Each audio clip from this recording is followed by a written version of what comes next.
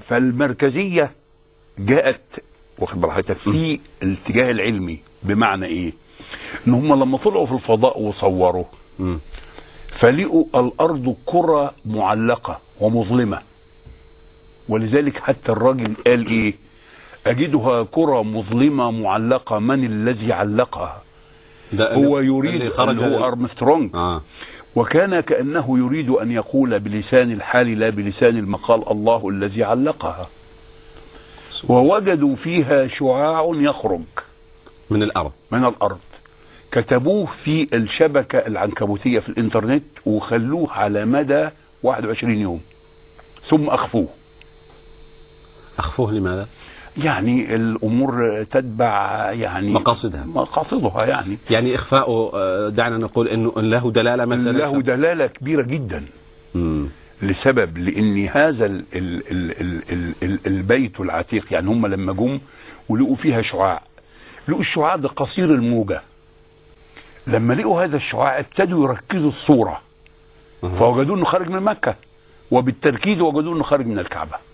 الله. هذا ما ذكر وله تأثير. ووجدوا ان هذا الشعاع ليس له منتهى، يعني لما طلعوا في المريخ قعدوا يصوروا فلقوا الشعاع مستمر، فقالوا ان طول الموجة اللي احنا عارفينها او قصر طول الموجة اللي احنا عارفينها هذا الشعاع له خاصية محددة. تمام. وهو انه مستمر الاسباب، لانه كما اعتقد انه يصل هذا الشعاع او يربط الكعبة المشرفة بالبيت المعمور. لو انت عندك قطب شمالي قطب جنوبي، في النص في منطقه اسمها منطقه التعادل المغناطيسي. تمام. لو حطيت فيها ابره مغناطيسيه لا تنحرف، يعني السحب هنا وهنا واحد. ايوه، يبقى دي بيسموها منطقه الزوال المغناطيسي التي ليس لا فيها خطوط قوه مغناطيسيه. تمام. ودي عشان كده اللي بيروح مكه، اللي عايش في مكه المفروض يبقى اطول عمرا واكثر صحه واقل تاثيرا بالجاذبيه الارضيه، وبالتالي عندما تطوف انت تشحن. معلش، سبحان الله. ايوه، هذه حقيقه.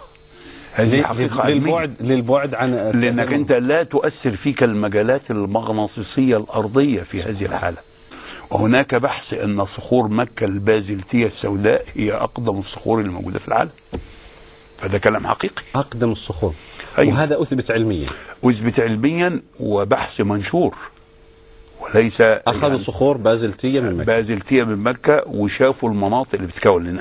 الامر انه المتحف البريطاني فيه 3 شرايح من الحجر الاسود، وقالوا هذا الحجر ليس من صخور المجموعه الشمسيه.